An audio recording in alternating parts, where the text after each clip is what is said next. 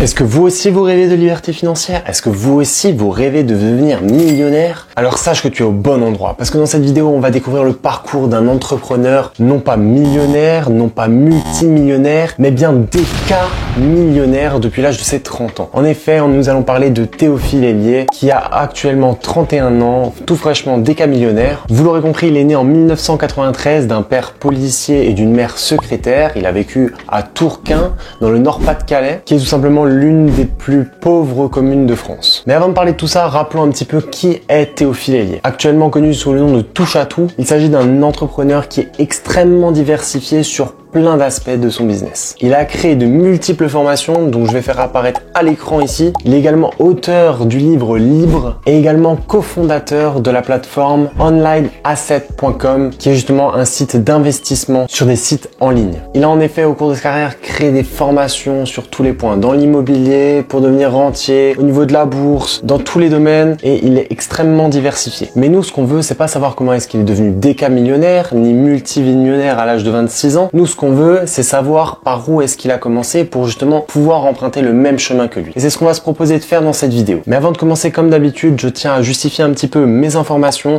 J'ai notamment pris toutes mes infos de plusieurs des vidéos de Théophile Hélier, notamment celle-ci qui date d'il y a 6 ans, pour vous dire un petit peu la recherche que j'ai effectuée, dans laquelle il nous explique son parcours d'étudiant fauché à la liberté financière. Donc Théophile, comme tout le monde, est passé par la case du collège et a donc réalisé un BEP en vente et actions marchande. Alors ça sonne très bien, mais il s'agit d'un diplôme assez facile d'accès. Il le dit lui-même, il était assez nul en fait au collège, il était très perdu et il ne savait pas du tout quoi faire plus tard de sa vie. Sa seule préoccupation à l'époque, c'était tout simplement de jouer aux jeux vidéo. Stop! Excuse-moi de te déranger, juste avant de poursuivre la vidéo, je voulais juste te dire que si la vidéo te plaît, laisse-moi un petit like et s'il te plaît, abonne-toi pour ne pas manquer les prochains épisodes. C'est reparti, je te laisse avec la vidéo. Donc finalement, on a une enfance assez similaire à la sienne, mais tout vient petit à petit avec une sorte d'enfilement de déclic au fur et à mesure des années. Son premier déclic fut lors de son premier stage, justement au collège, lors de ce BEP, où il a réalisé un stage dans un magasin de vêtements. Enfin, il le dénigre plutôt comme une sorte d'entrepôt de vêtements. Et en fait, ce premier déclic vient tout simplement d'une discussion qu'il a eue avec sa responsable qui lui avait demandé en fait d'aller dans la réserve pour justement aller mettre des antivols sur les vêtements. C'est ça son boulot de stage. Alors qu'il s'attendait à faire de la vente et il a dit mais en fait je suis pas venu pour ça. Comment ça je vais mettre des antivols sur les vêtements? Et il a essayé de remettre tout ça à sa place. Et là sa responsable lui a tout simplement répondu tu n'as pas le choix. Et c'est ce jour-là que Théophile a eu sa première prise de conscience en se rendant compte tout simplement que l'argent donne le choix. Il l'explique bien dans plusieurs de ses vidéos, il les rappelle. Et donc à la suite de son BEP, il va au lycée et il va faire tout simplement un bac pro commerce. Ce lycée, d'après ses dires, était le dernier de France, donc il s'agit du lycée Sévigné, toujours à Tourcoing. Le prochain déclic qu'il a eu vient un petit peu plus tard lorsqu'il devient animateur en centre aéré. En effet, en centre aéré, on est très peu rémunéré au vu de la quantité de travail que l'on fournit. Il était payé 7 € de l'heure pour un contrat de 35 heures, mais en réalité, il en faisait plutôt 45. Encore une fois, une grosse prise de conscience au niveau de la valeur du temps. Il s'est rendu compte qu'il existait vraiment deux types de personnes, tout simplement les personnes qui ont une entreprise et les personnes qui travaillent pour les personnes qui ont une entreprise. Ensuite, il finit tout simplement le lycée, il obtient son bac et commence un BTS NRC qui signifie négociation relation client. À la différence du collège et du lycée, là il est réellement content du milieu dans lequel il est. Au sein de ce BTS, ils vont apprendre au travers de stages et là il va effectuer un stage de téléprospection. La téléprospection, c'est un petit peu ce qu'on appelle le démarchage téléphonique de nos jours. Et lui, son but c'était quoi? C'était de vendre une formation pour des entreprises, pour des engins de chantier. Et à l'époque, on lui avait dit que s'il arrivait à vendre pour 1000 € de formation, il allait toucher une commission. Et là encore, il s'est pris une grande claque dans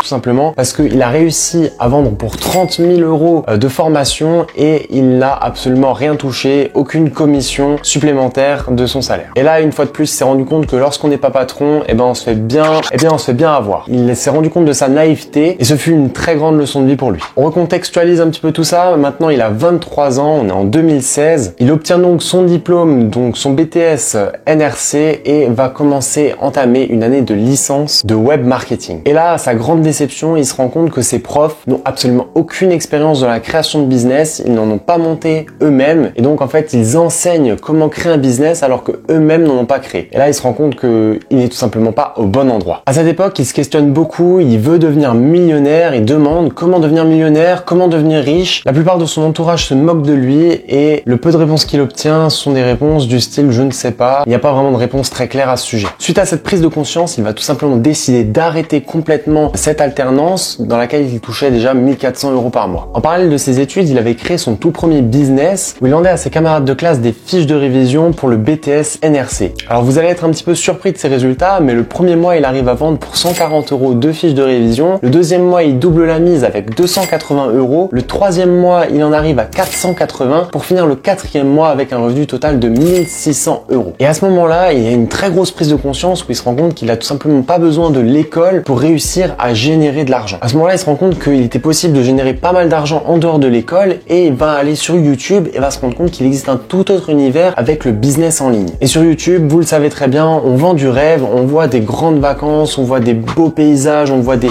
bêtes de voitures. On se rend compte que c'est possible d'avoir énormément d'argent avec le business en ligne. Et lui, c'est à ça qu'il aspire, la liberté de pouvoir choisir. Toujours en référence à cette fameuse responsable qui lui avait dit « tu n'as pas le choix ». Cette phrase résonne encore dans sa tête à l'heure d'aujourd'hui. Étant donné qu'il s'était mis à son compte et qu'il avait commencé à lancer son business en ligne, au début, on sait très bien, les résultats sont en dents de scie tout simplement. Donc son père, il était très inquiet à ce niveau-là et lui faisait remarquer l'inconstance de ses résultats. Suite à ces remarques, Théophile se met quand même un petit peu en question et se rend compte qu'il a besoin d'un petit peu de stabilité. Il va donc reprendre un poste en salarial juste pour assurer le coup. Il va donc prendre un job de téléconseiller qu'il va garder pendant 6 mois et profiter des 6 mois de chômage par la suite. Mais en reprenant le salariat, Théophile se rend bien compte dès le premier jour que ça ne lui plaît pas, qu'il n'est pas à sa place et il va tout de suite prendre un rythme dans son quotidien que je trouve absolument remarquable et tout à fait admirable. En effet, il explique qu'il va réaliser une vidéo tous les matins en allant au travail dans sa voiture, qu'il va réaliser une autre vidéo le midi durant sa pause et en même temps, le midi,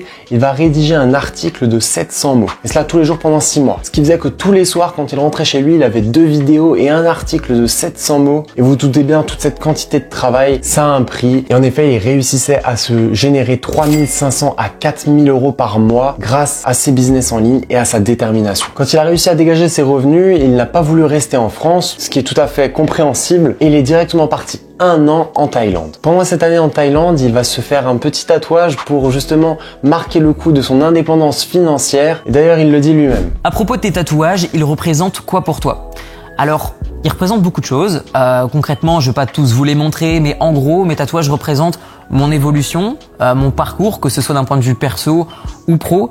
Je vais avoir par exemple des tatouages sur l'indépendance financière. Il est marqué ici « Indépendant financièrement depuis Chiang Mai » avec un éléphant ici. De retour en France, il repart directement pour un voyage au travers de l'Europe. Voyage qui durera 6-7 mois avant de s'installer à Malte. Vous me demanderez pourquoi Malte? Eh bien tout simplement parce que fiscalement c'est assez avantageux. Il s'agit d'un endroit qui est assez petit, donc on se sent un petit peu comme en vacances sur cette île. C'est assez chouette. Et en plus de cela, c'est là-bas qu'il va rencontrer sa petite amie, en plus de cette situation géographique qui est tout à fait favorable. Théophile nous explique que toutes ces galères lui ont permis d'avoir les crocs et que si c'était à refaire, il le referait exactement de la même façon. Il m'a dit « Théo, si tu devais tout recommencer depuis zéro, est-ce que tu ferais la même chose? Est-ce que maintenant que tu sais que les business en ligne, ça fonctionne, est-ce que tu te serais pas dit « je fais que ça et je ne travaille jamais en tant que salarié ?»